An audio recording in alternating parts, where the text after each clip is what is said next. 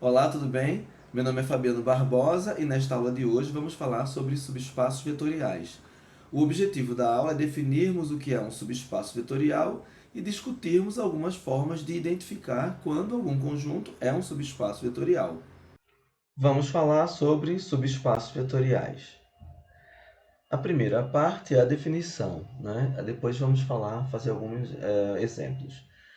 Então, o que é um subespaço vetorial? Para definirmos, vamos primeiro considerar um conjunto V, que é um espaço vetorial. A gente já sabe, já afirma que é um espaço vetorial.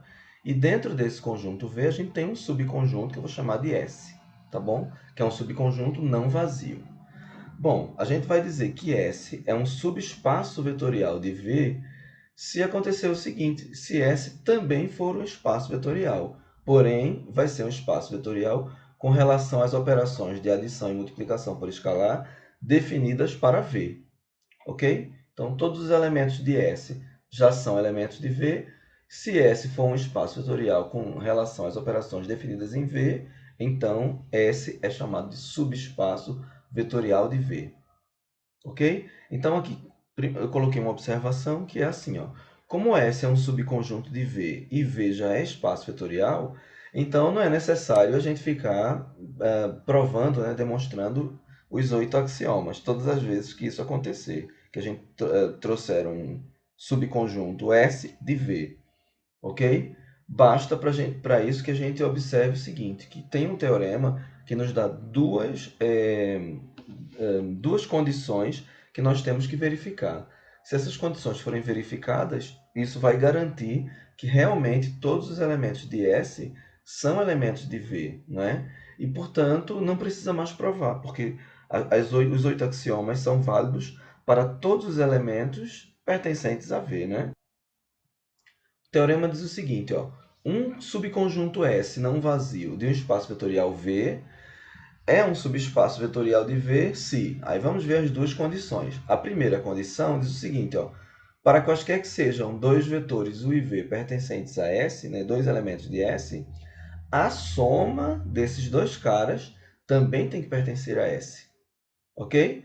Isso significa dizer que S é um conjunto fechado para a adição dos seus elementos, né? Então, essa propriedade chama-se de fechamento.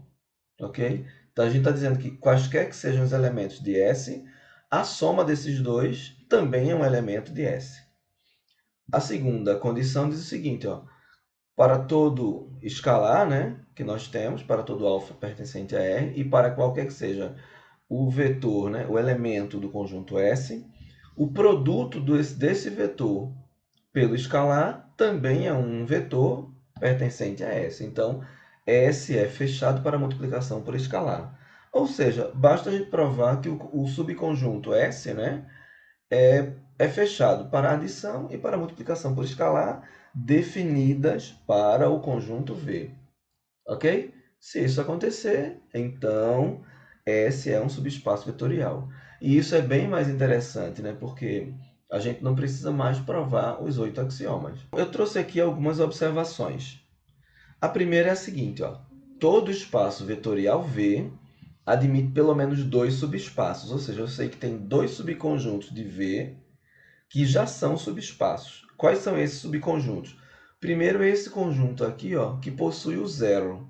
Lembrar que esse zero não é somente o número zero, né? Se o meu espaço vetorial V for a reta real, então esse conjunto aqui possui o número zero, que é o elemento neutro da adição. Se esse meu V for o R2, por exemplo, esse zero aqui é o par ordenado 0, 0, que representa a origem do plano cartesiano, né? Se aqui for o R3, aí aqui vai ser o meu 0, 0, 0, né? Esse zero representa a terna 0, 0, 0, que é a origem do espaço, né? Então, assim, a gente tem esse zero como um representante. Por exemplo, se aqui fosse V, fosse o conjunto das matrizes 2 por 2, esse aqui seria o zero, representaria uma matriz nula 2 por 2, então assim por diante, tá bom? Então, o primeiro subespaço que um espaço vetorial V tem é o espaço nulo. O subespaço nulo é o conjunto que possui o zero, que é o elemento neutro da adição para aquele espaço. E qual é o outro subespaço que ele também possui? mesmo. Então, todo espaço vetorial possui o espaço nulo e ele mesmo. Ora, isso é importante, porque como S também é um subespaço, se S é um subespaço vetorial, ele também é espaço vetorial. Pela definição, a gente viu isso, né? Se ele é espaço vetorial, ele também tem que ter o próprio S e o subespaço nulo em S. Tá? O nome desses dois subespaços aqui a gente chama de subespaços triviais de V. São sempre esses caras, vão estar sempre lá. Os outros podem existir ou não. Então está aqui, ó. Os demais subespaços, se existirem, são chamados de subespaços próprios de V. Na terceira observação, coloquei um pequeno exemplo de subespaços triviais para o R2. Ó. Se V for o R2, quem são os subespaços triviais? Eu já comentei, ó, o meu subespaço nulo é o par 00, né? Ele está contido no R2, não é isso? E também esse conjunto, que é o R2. R2 está contido nele mesmo, né? Então, os dois subespaços triviais são esses. Ora, qualquer reta, R2 é o plano, qualquer reta nesse plano que passa na origem, a gente chama de subespaço próprio. E daí eu resolvi chamar a atenção para esse fato e colocar dois exemplos para nós comentarmos aqui. No exemplo 1, eu estou usando o R2, né, como meu espaço vetorial, e como um subconjunto do R2, eu estou definindo o seguinte, ó. Quero que o meu conjunto S seja o conjunto dos pares x, y, né, lá no R2, tal que y é igual a 2x, ou seja, y é o dobro de x. Por exemplo, se aqui for o número 1, aqui é 2, se aqui for 2, aqui é 4, se aqui for menos 2, aqui é menos 4, e assim por diante. Né? Então, o y é sempre o dobro de x, ok? E claro que isso aqui vai me dar uma reta, né? E essa reta possivelmente vai passar na origem ou não. Vamos ver aqui. A pergunta é, S é um subespaço vetorial de R2? Das duas, uma. Ou eu provo as 8 propriedades utilizando a adição e a multiplicação por escalar usuais, já que nada foi falado aqui sobre operações. Então, vamos ver isso aqui. Para compreendermos melhor essa definição de S, do conjunto S, eu resolvi reescrever o meu conjunto dessa forma aqui, ó, né? Dizendo que o meu conjunto S, ó, ao invés de escrever como o par x, y pertencente ao R2 dessa forma, eu escrevi aqui que S é o conjunto dos pares ordenados, onde no lugar do y eu tenho duas vezes x. Então, é uma forma diferente de representar o mesmo conjunto, tá bom? Onde x, é claro, é um número real. O que a gente vai fazer, então? A nossa ideia é seguir as duas indicações que nós temos, né, no teorema, tá bom? Antes de mais nada, vamos pensar o seguinte, será que esse meu conjunto S é não vazio? Será que ele tem elemento? Será que eu consigo encontrar pelo menos um par ordenado em que a segunda coordenada é o dobro da primeira? Uma coisa interessante para a gente fazer é observar logo se o 00 está lá no conjunto, né? Eu sei que em V, como o meu V é o R2, lá tem a origem, que é o 00, né? Vamos ver se esse cara pertence aqui. Vou escrever aqui 00 pertence a S. Esse ponto aqui pertence a esse conjunto, né? Por quê? Porque, ó, 0, né? Y é igual a 2 vezes x. Então, eu posso dizer assim, ó. Como x é 0, y é igual a 2 vezes 0, que é igual a 0. Então, o meu par 00 pertence a S, né? Ó, ele é da forma em que a segunda coordenada é o dobro da primeira. Eu posso até concluir o seguinte, ó, que esse subconjunto aqui, que possui o 00, lembra disso aqui? Esse cara é o subespaço, que a gente chama de subespaço nulo, né? Esse cara está contido em S. Ele é um subconjunto de S, tá bom? Isso é uma condição bastante interessante. Se S realmente é um espaço vetorial, ele tem que admitir dois subespaços, não é? A gente falou que são subespaços triviais. Esse é o primeiro subespaço trivial e o outro é o próprio S, que naturalmente qualquer conjunto está contido nele mesmo, ele já admite. tá bom? Então, um passo interessante antes de executar aquelas alternativas que a gente tem lá no teorema para verificar, eu vou olhar se eu tenho o subespaço nulo no conjunto. Tá? Isso já me garante também que eu já tenho elemento. S não é vazio, né? A gente conclui isso e conclui que S não é vazio, certo? S é diferente de vazio. E a gente viu que para um S ser um subespaço vetorial, ele tem que ser um conjunto não vazio também. Bom, então vamos aqui para a primeira linha do nosso teorema. Ele diz o seguinte, ó, se eu pegar quaisquer que sejam vetores do meu conjunto S, a soma deles também tem que ser um elemento de S. Então, eu vou chamar assim, eu vou chamar U de x1 e 2 vezes x1, para ficar melhor a gente entender, e vou chamar V de x2 e 2 vezes x2, tá bom? Lembrar que eu estou dizendo que U e V pertencem a S, ok? Agora, vamos somar. Eu quero provar que se esses caras estão em S, a soma está em S. Então, vamos lá. U mais V é igual... Ó, vou fazer aqui direto. Eu sei que é x1 mais x2, né? x2, vírgula. Aí o que eu tenho? Ó, 2x1 mais 2x2. Não é isso? Estou usando a adição usual. Olha, eu também posso reescrever isso aqui da seguinte forma. x1 mais x2, vírgula. E aqui, ó, eu posso pegar o 2 e colocar em evidência. Então, aqui 2, aí vai ficar assim, ó, x1 mais x2. Observem que eu tenho a primeira componente, a minha componente x é x1 mais x2, e a componente y é 2 vezes a primeira. Então, esse cara é um vetor que está aqui dentro do meu conjunto S. Então, esse cara aqui, ó, pertence a S. É um vetor de S.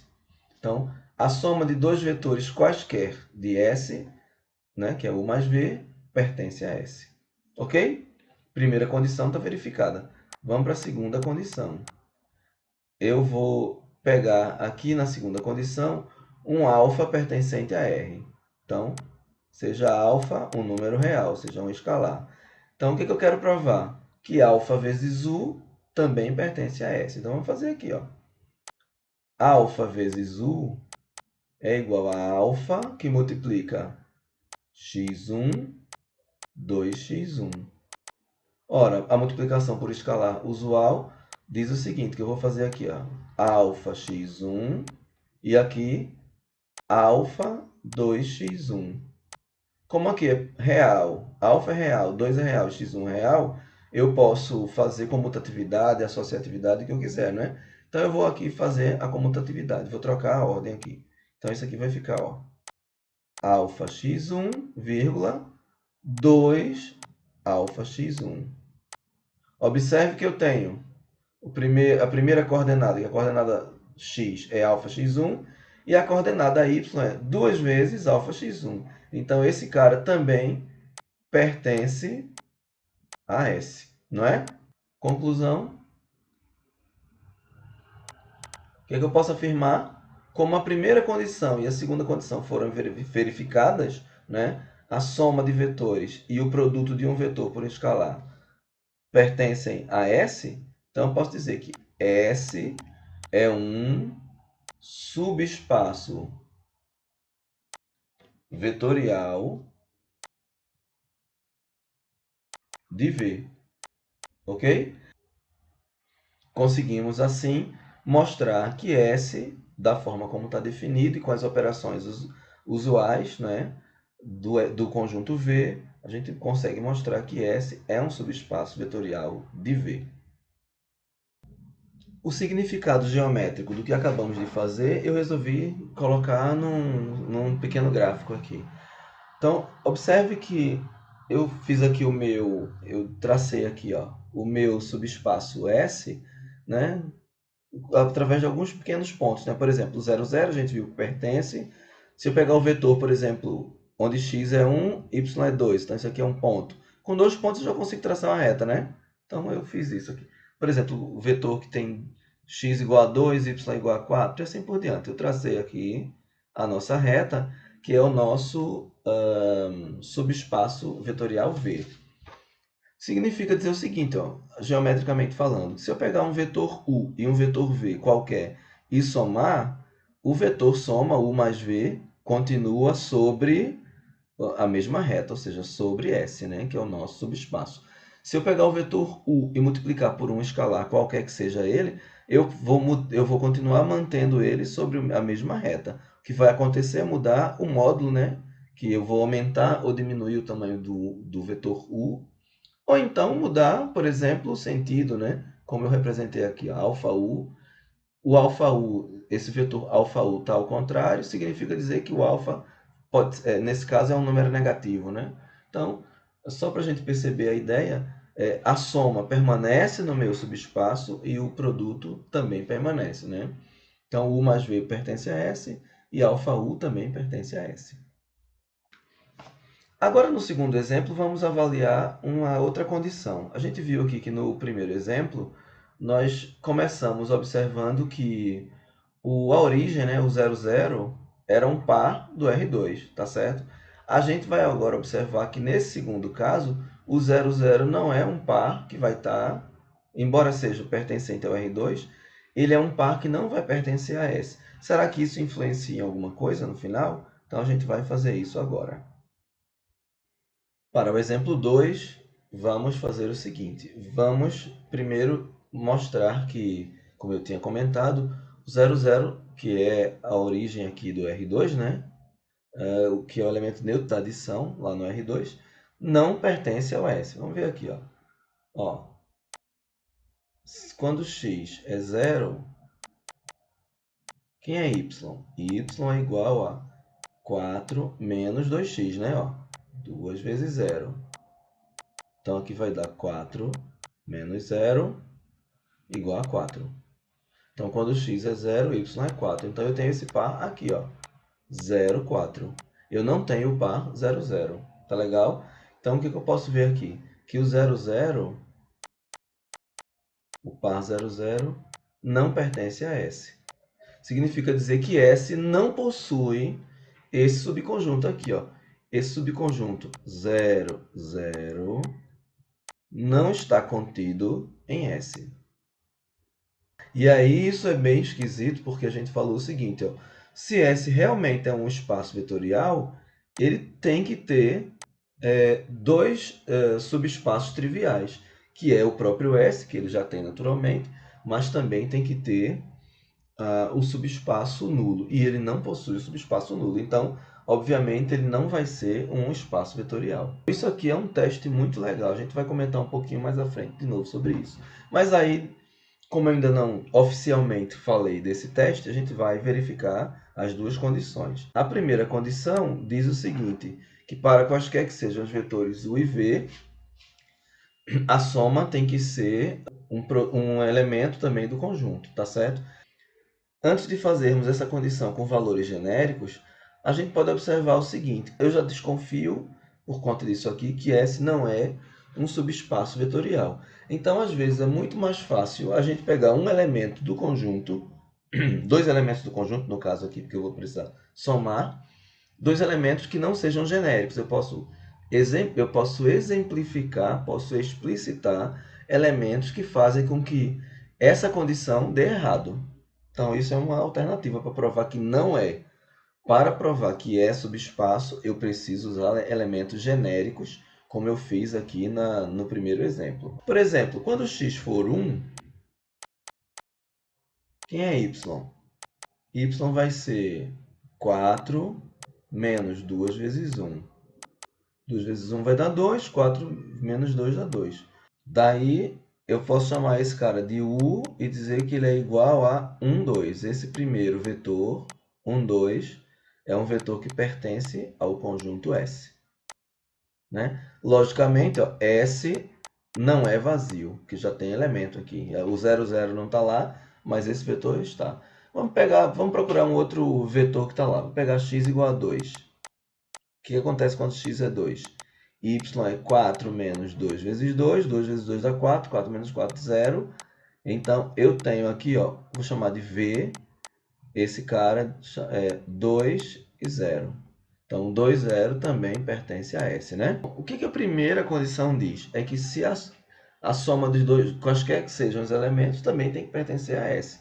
Ou seja, tem que ter essa forma aqui, ó, né? Para achar o segundo elemento, segunda coordenada desse ponto, eu preciso utilizar essa expressão. Então, vamos lá. U mais V é igual a 1, 2 mais 2, 0. Quanto é que dá isso? 1 mais 2 dá 3.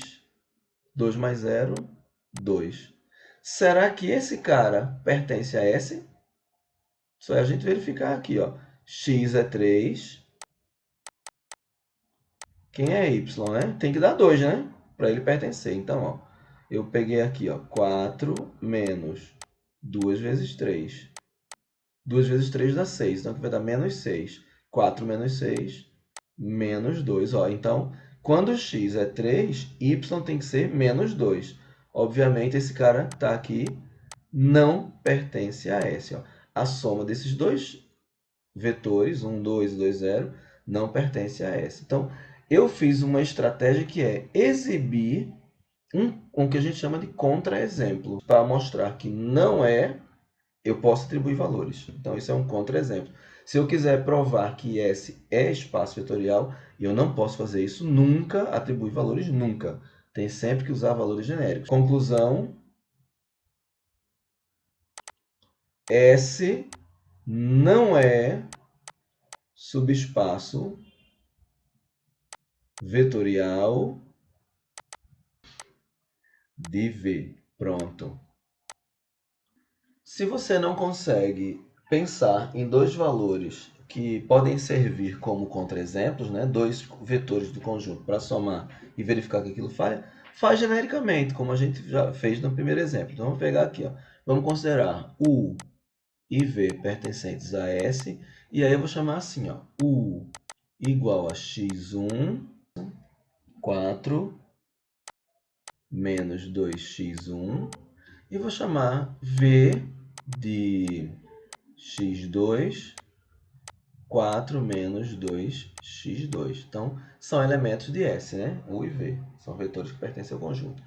Agora, a condição número 1, né, diz assim, que U mais V precisa pertencer a S. Então, vamos somar U mais V para ver se realmente o resultado mostra que o vetor pertence. Então, vou fazer aqui, ó, x1, 4 menos 2x1, que é o primeiro vetor, mais x2, 4 menos 2x2. Então, como é que fica essa soma? Vou somar os correspondentes, né? Vai dar x1 mais x2, 4 menos 2x1, mais 4 menos 2x2. Ora, eu tenho que ter essa forma aqui, ó. Primeiro é x e o segundo é 4 menos 2 vezes x. Então, vamos ver se a gente descobre isso. O meu x é x1 mais x2. E aqui eu tenho, ó, 4 mais 4 é 8. E aqui eu tenho menos 2x1 menos 2x2. Eu posso pôr o menos 2 em evidência. Aí esse cara dividido por menos 2 sobra x1. Mais, esse aqui dividido por esse dá mais x2, né? Olha o que aconteceu aqui. Ao invés de ter 4 menos 2 vezes o primeiro, eu tenho 8 menos 2 vezes o primeiro. Então, esse cara aqui é uma forma diferente da representação do meu conjunto S. Significa dizer que o resultado que nós obtivemos, ó, o vetor soma, não pertence ao meu conjunto S. Se aqui fosse 4, daria certo, né? Mas aqui é 8. Ó. Então, esse novo vetor que a gente descobriu, que é o vetor soma, não pertence a S. Conclusão. Qual é a conclusão? S não é subespaço vetorial de V. Posso até botar de V ou de R2, né? V ou R2, tanto faz. Ok? Então, dessa forma, eu mostrei para vocês dois modos diferentes de verificarmos que o S não é subespaço vetorial. Mas aí eu queria chamar a atenção para o seguinte. Observe que a primeira condição que a gente viu que não funcionava, não a do teorema, mas a gente viu que o subconjunto nulo não estava contido em S. Então, isso é algo para a gente desconfiar. E aí eu resolvi escrever isso como uma observação.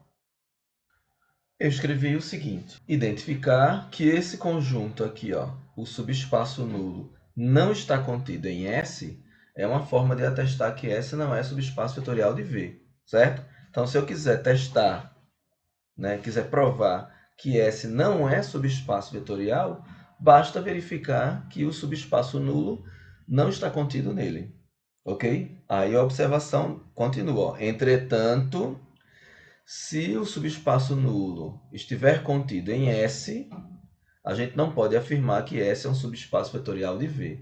Isso é uma condição necessária, mas ela não é suficiente. Então, eu preciso usar outras condições para provar que S é subespaço. Quais são as outras condições? São os itens do teorema, o item 1 e o item 2.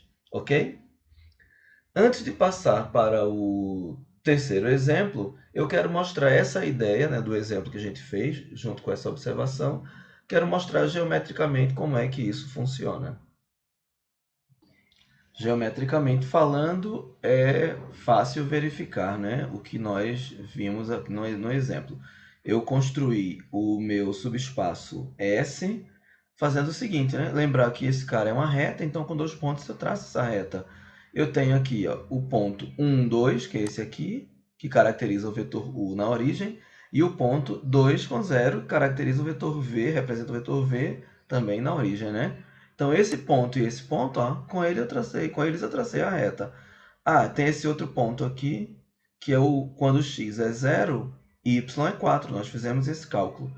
Então, esse cara aqui, ó, é o conjunto de pontos que eu tenho aqui, que forma essa reta, é o meu subconjunto S, né?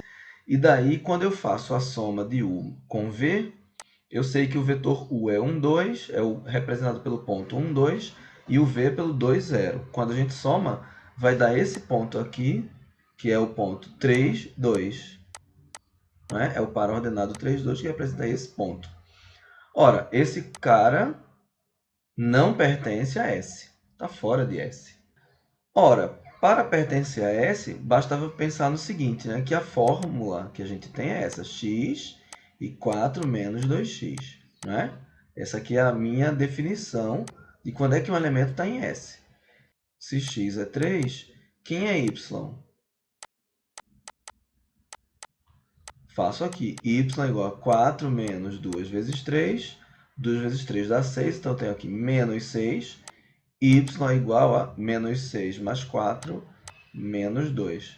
Ora, quando x é 3, y deveria ser menos 2. E não é o que está acontecendo aqui. Ok? Desse modo, a gente verifica mais uma vez, né? A gente exemplifica que a soma de u e v, desses vetores, não pertence a S. Vamos finalmente para o exemplo 3. Neste exemplo, eu tenho um conjunto S, que é um conjunto de pares ordenados, em que o meu y é o módulo de x, claro, onde x é real. Obviamente, como são pares ordenados que formam S, S é um subconjunto do meu R2. Então, meu espaço vetorial V é o R2. Ok? O que eu quero saber? Quero saber se S é um subespaço vetorial de V. O objetivo desse terceiro exemplo é nós verificarmos que, embora o subespaço nulo esteja contido em S, que é esse caso aqui, como eu falei, ó, a gente não pode afirmar que S é subespaço vetorial. Então, a gente vai ver que o subespaço nulo está contido no conjunto, porém, a gente vai ver que, no final das contas, ele não será um subespaço vetorial. Vamos ver por quê. Observe o seguinte, ó. Observe que o zero é um elemento de S, né? O zero do conjunto, que é o par 0, 0. Observe que o módulo de zero igual a zero, né? Então, eu tenho aqui, ó, o cara, né? O elemento 0, 0, esse par, pertence a S. Ou seja, o subconjunto de S, que eu vou chamar de subespaço nulo, está contido em S, né? Posso fazer um subconjunto de S que possui apenas o zero da adição em R2. Então, tudo bem, isso aqui já acontece. Agora, vamos testar aqui as condições.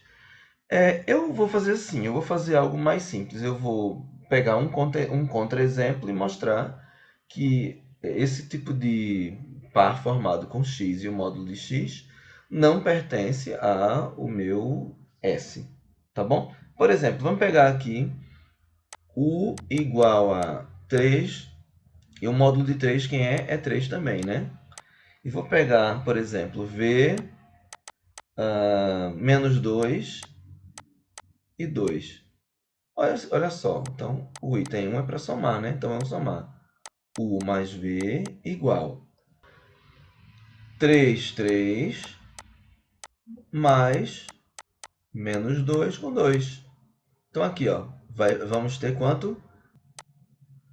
2, ou 1, 3 menos 2 a 1, e 3 mais 2, 5. Então eu tenho 1, 5. Obviamente, a gente olhando para aqui já percebe ó, que 5 não é o módulo de 1. Concorda? E para participar, para pertencer ao meu conjunto S, o termo que é o y, a coordenada y, tem que ser o módulo de x. Se x é 1, o módulo de 1 é 1. Então, isso aqui ó, não pertence a S. Então, com esse contra-exemplo, a gente já consegue mostrar que S não é subespaço vetorial do R2, nessas condições aqui, ok? Então, observe que eu estou usando somente a adição, né, e também fiz no outro caso, multiplicação por escalar usuais, quando não foi falado nada sobre as operações. Mas o que eu quero levar a gente a pensar é que estar com o subconjunto nulo contido no conjunto S não é necessariamente algo que a gente pode dizer que, por conta disso, vamos afirmar que S é subespaço. Não é. Pode ser, pode não ser. Tá bom? Agora, se a gente visse que o 00 não pertence a S, ou seja, que o subconjunto nulo não está contido em S, aí dizer isso realmente faz com que S não seja subespaço. Verificar isso é importante porque economiza outros passos. Então, é um teste para verificar que não é subespaço. Para verificar que é subespaço, tem que fazer as condições do teorema e observar se falha, tá bom? Conclusão, tem que escrever a conclusão, porque a gente só fez até agora, né, operacionalizar as coisas. Conclusão, S não é subespaço vetorial de quem? De R2, que é o meu V. Vamos ver só mais uma ideia aqui, que é a ideia geométrica. Então tá aqui, ó, geometricamente falando, o meu S é esse aqui, ó. É uma função modular na realidade, né? Eu tenho um número x e tenho um módulo dele. Por exemplo, quando x é menos 2, o módulo de x é 2, ó. O meu y é 2. Dá esse pontinho aqui, certo? Então eu tenho essa reta para cá, tenho 0, 0, porque o módulo de 0 é 0, ó. Quando o x é 1, o módulo é 1, é outro ponto. Quando x é 2, o módulo é 2. Quando x é 3, o módulo é 3. Eu usei os pontos que nós usamos lá no exemplo, né? Menos 2 e 2 e 3 e 3. Observe que eu tenho também essa reta. Então, o meu S é isso aqui, ó. V é o plano e S é o gráfico de uma função modular. Basicamente é isso. Observe que se a soma a soma dos dois vetores deu o vetor 1 com 5. Não é? Então, o ponto ó, que representa esse vetor na origem, esse ponto está fora das minhas duas retas, né? Desse gráfico da minha função modular, que é o nosso conjunto S. Então, isso aqui está fora. Obviamente, em álgebra linear, nós não vamos ficar fazendo essas representações. Isso aqui é um instrumento didático que eu estou usando para que nós consigamos perceber, né, que a soma não pertence ao conjunto e visualizar isso. Tá bom? Então, essa é a ideia. Este é o livro que temos usado como referência, né? É o livro Álgebra Linear, do Steinbruch e Winterly, da editora Macron Books. Se você gostou dessa aula, não se esqueça de se inscrever no canal. Se você quiser continuar recebendo os vídeos, né? Então ativa o sininho de notificações. Ah, se você quiser também, deixa um like, tá bom? E se tiver dúvidas, pode deixar nos comentários, que aí assim que tiver um tempinho eu respondo. Até mais e obrigado. Até a próxima. Tchau, tchau.